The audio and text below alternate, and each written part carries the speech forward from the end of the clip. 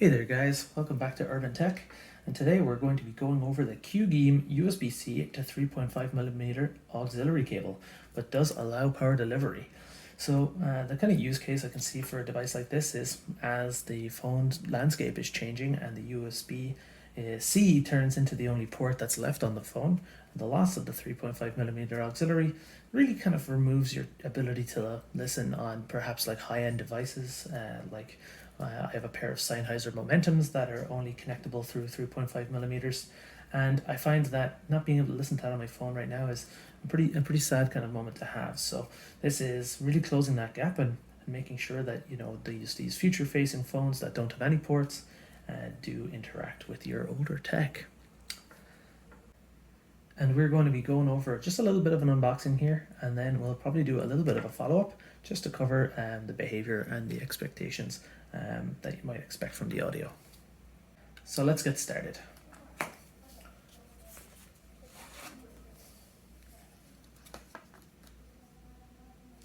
See, there's a little bit of a gap here.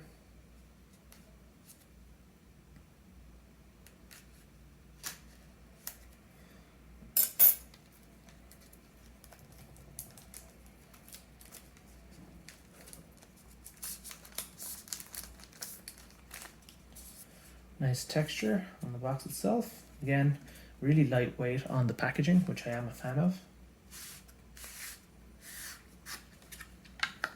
So this is a dongle. You can see obviously that it is quite short, and I think that's honestly the best kind of move to make with a device like this.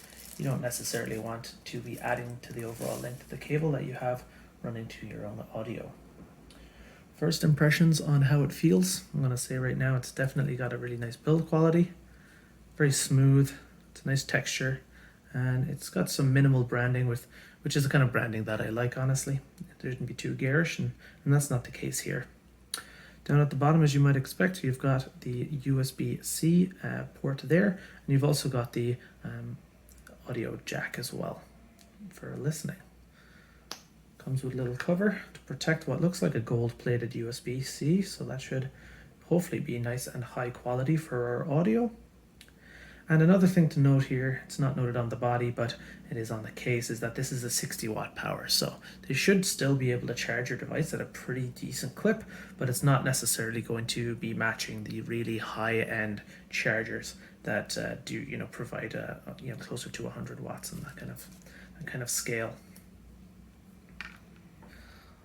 All right, so next thing we'll probably do is just connect this up and then just see what the sound output is like. So for the audio you're currently hearing, we're just using the Pixel 4 XL's microphone that's in body. What we're going to do shortly is we are going to connect the QGeeM adapter, and we're going to connect that to a microphone that we have reviewed in another video. I can put the link down below, and we can see if there's any improvement there.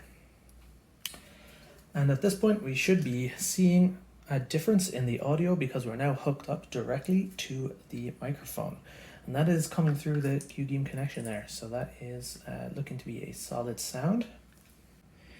And so just one final item to note here is I'm actually after connecting our little microphone connectors that we had from our other video into the QGeeM adapter here to bring it into our Switch console here that just has Stardew Valley, and just to test out just the kind of audio quality that we can expect coming across these two devices.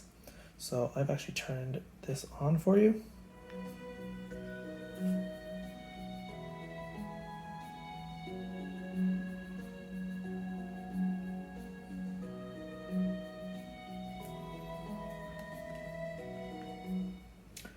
So I think we can agree that the sound quality that goes through here is really valid. I can see that obviously this speaker is quite improved against the Switch itself, and you're seeing a marked improvement there.